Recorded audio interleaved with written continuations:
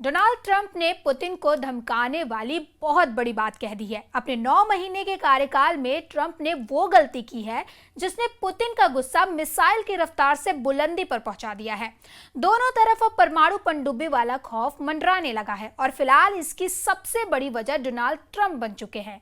अब सवाल ये है कि क्या अमेरिका रूस से सीधा युद्ध चाहता है?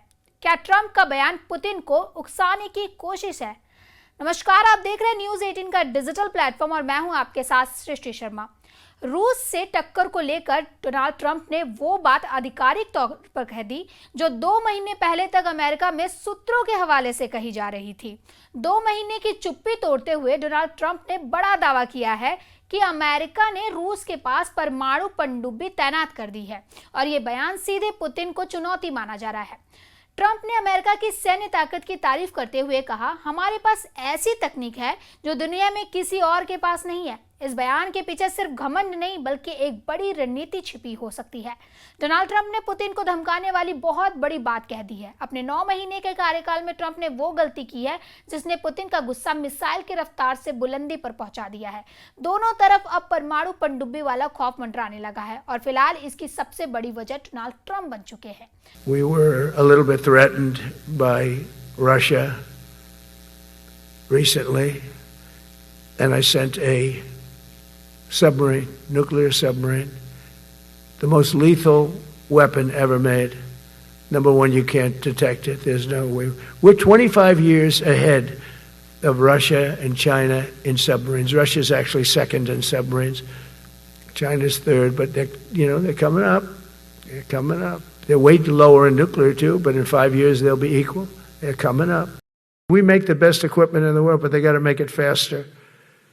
We have orders for the F-35. We have orders for everything. The new F-47. We have orders for everything. They got to make it faster. A lot faster. Ammunition they have to make faster. In the coming months, we'll be making even more historic announcements to fully embrace the identity of the Department of War. I love the name. I think it's so great. I think it stops wars. रूस से टक्कर को लेकर Donald Trump ने वो बात आधिकारिक तौर पर कह दी। यासीन क्लास और ऑस्कर क्लास पनडुब्बियों से पुतिन ने जो मिसाइल दागी उनका नाम है ऑनिक्स और ग्रेनेट। ये दोनों क्रूज मिसाइल हैं, लेकिन इनका जवाब बहुत ज्यादा बैलिस्टिक है और इनकी आग अब डोनाल्ड ट्रंप की पनडुब्बी वाली धमकी को जला देगी। पुतिन के तेवर यही बता रहे हैं, लेकिन क्या पुतिन ये समझ रहे हैं कि अब उनको नाटो के यूरोप वाले जाल में फंसा दिया गया है? यूक्रेन के बाद पुतिन पोलैंड, रोमानिया, एस्टोनिया और डेनमार्क को लेकर आक्रामक हैं, लेकिन असली खेल तो डोनाल्ड ट्रंप खेल रहे हैं। उन्होंने फ्रांस, ब्रिटेन, इटली और जर्मनी के साथ व्हाइट हाउस में पुतिन के खिलाफ ऐसा प्लान बनाया है कि वो बड़े जाल में फंसे हुए नजर आ रहे हैं। पुतिन के खिलाफ बड़ा मोर्चा यूरोप का नाटो है, उनका पश्चिमी बॉर्डर है और उनके सामने बाल्टिक देशों के अलावा पोलैंड, रोमानिया और बाकी यूरोप का फ्रंट है। जाहिर है कि 3.5 साल के युद्ध में पुतिन ने जितनी ताकत यूक्रेन में लगाई है, उन्हें उससे कई गुना ज्यादा ताकत नाटो से लड़ने में लगानी होगी और उससे भी ज्यादा हथियार उन्हें अमेरिका से मुकाबले के लिए चाहिए होंगे। ऐसे में पुतिन को डराने के लिए डोनाल्ड ट्रंप ने रूस के सामने पनडुब्बी तैनात करके अपना एजेंडा जाहिर कर दिया है। ट्रंप बार बार बता रहे हैं कि उनके पास ऐसे हथियार हैं जिसका मुकाबला न रूस कर सकता है न ही चीन। डोनाल्ड ट्रंप ने अगस्त महीने में रूस से बढ़ते तनाव को लेकर 2 परमाणु पनडुब्बी रूस के करीब तैनात करने के आदेश दिए थे। ट्रंप ने रूस के पूर्व राष्ट्रपति और रूस में राष्ट्रीय सुरक्षा परिषद के उप प्रमुख दिमित्री मेदवेदेव के एक बयान पर कहा कि अमेरिका रूस के परमाणु खतरों का जवाब देने के लिए पूरी तरह तैयार है। मैंने रूस के नजदीक 2 न्यूक्लियर पनडुब्बियों को तैनात करने का आदेश दिया है। ये वो परमाणु पनडुब्बियां हैं जो पुतिन के बहुत करीब रहकर न्यूक्लियर धमाके के लिए हमेशा तैयार रहती हैं। ये परमाणु पनडुब्बियां इस वक्त कहां तैनात हैं, इसके बारे में ट्रंप ने नहीं बताया, लेकिन यूक्रेन युद्ध के बीच तनाव किस लेवल पर पहुंच रहा है, ये अमेरिका के ओहायो क्लास की पनडुब्बी है जिसमें 24 ट्राइट्रेट ICBM यानी इंटरकॉन्टिनेंटल बैलिस्टिक मिसाइल फायर की जा सकती है। हर मिसाइल कई थर्मोन्यूक्लियर वॉरहेड से लैस है और इसकी रेंज 7500 किलोमीटर है। अमेरिका के पास ऐसी 18 पनडुब्बियां हैं। ये पनडुब्बियां पुतिन और उनके दाहिने हाथ माने जाने वाले दिमित्री मेदवेदेव को डराने के लिए हैं। मेदवेदेव रूस के राष्ट्रपति भी रह चुके हैं और अब रूस में राष्ट्रीय सुरक्षा परिषद के उप प्रमुख हैं। उन्होंने 31 जुलाई को कहा था कि ट्रंप को याद रखना चाहिए कि रूस के पास सोवियत दौर के परमाणु हमला करने वाली ताकत है। मेदवेदेव की इस बात ने ट्रंप को आग बबूला कर दिया। दरअसल पुतिन के खासम खास दिमित्री मेदवेदेव ने सोशल मीडिया पोस्ट पर कहा था, हम इजराइल या ईरान नहीं हैं। ट्रंप की तरफ से दिया गया हर नया अल्टीमेटम युद्ध की धमकी माना जाएगा। उन्होंने डोनाल्ड ट्रंप को याद दिलाते हुए कहा था कि रूस के पास सोवियत संघ के समय से परमाणु हमले डेड हेड की क्षमता है। अब सवाल है कि पुतिन का डेड हेड क्या है। सोवियत संघ के दौर में यानी 1980 के दशक में एक ऑटोमेटिक परमाणु रेटेलिएशन सिस्टम बनाया गया था। इसे ही डेड हेड कहा जाता है। इसे पेरीमीटर सिस्टम भी कहते हैं। रूस की पूरी लीडरशिप के मारे जाने पर यह सिस्टम अपने आप परमाणु हथियार लॉन्च कर सकता है। यह सिस्टम अब भी एक्टिव स्टैंड बाय मोड में माना जाता है। मतलब अगर अमेरिका ने रूस पर हमला किया और रूस के नेता मारे गए, तब भी यह सिस्टम अमेरिका पर हमला कर देगा। वैसे ट्रंप की परमाणु पनडुब्बी की तैनाती के सामने रूस कमजोर नहीं है। पुतिन बार बार इसका एहसास दिला चुके हैं कि रूस के पास दुनिया की तीसरी सबसे बड़ी नौसेना है।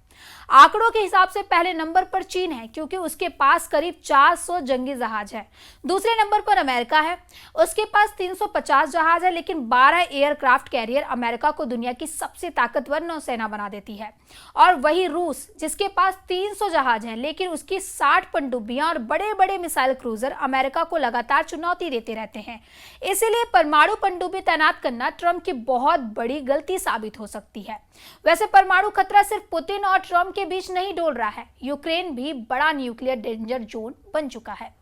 यूक्रेन का ज़ापोरिज़िया न्यूक्लियर पावर प्लांट है, जिस पर अभी रूस का कंट्रोल है, और जेलेंस्की ने इस परमाणु अड्डे को लेकर रेड बटन दबा दिया है। जेलेंस्की का दावा है कि ज़ापोरिज़िया फ्रंट पर रूस के हमलों की वजह से अब ये परमाणु अड्डा खतरे में पड़ गया है, क्योंकि इस रिएक्टर को ठंडा रखने के लिए बिजली की सप्लाई बाधित हो रही है, और अगर ऐसा जारी रहा तो ज़ापोरिज़िया में बड़ी परमाणु त्रासदी हो सकती है। ज़ापोरिज़िया परमाणु प्लांट में 7 दिन से आपातकालीन की स्थिति बनी हुई है। हालात गंभीर है। रूस के हमलों की वजह से प्लांट को पावर ग्रिड से काट दिया गया है और उसे डीजल जनरेटर से बिजली दी जा रही है। इसे लंबे वक्त तक इस मोड में काम करने के लिए डिजाइन नहीं किया गया था। जानकारी मिली है कि एक जनरेटर भी इसका खराब हो गया है। Вже 7-й день, і раніше, до речі, не було такого аварійна ситуація на Запорізькій атомній станції. Ситуація критична. Через російські обстріли станція відключена від живлення, від електромережі. Забезпечується електрикою від дизель-генераторів. Це надзвичайно. Генератори і станція не розраховані на таке і ніколи не працювали в такому режимі так довго. І вже у нас є інформація, що один з генераторів вийшов. जेलेंस्की का डर जायज है, लेकिन इस युद्ध में ज़ापोरिज़िया में कई बार बड़ा परमाणु हादसा होते होते बचा है। ज़ापोरिज़िया ही नहीं, यूक्रेन के बाकी फ्रंट भी पुतिन की आग झेल रहे हैं। पुतिन ने यूक्रेन पर हमले करके बता दिया कि अब वो नेटो तोड़ युद्ध की शुरुआत कर चुके हैं। अगर पुतिन को यूक्रेन से आगे का युद्ध लड़ना है और नेटो के साथ अमेरिका को पस्त करना है, तो समझ लीजिए कि दुनिया के सामने अब परमाणु युद्ध का खतरा मंडराने लगा है। फिलहाल ऐसी ही खबरों के लिए देखते रहे न्यूज़ 18 का डिजिटल प्लेटफॉर्म और हमारे चैनल को सब्सक्राइब करना ना भूलें। धन्यवाद।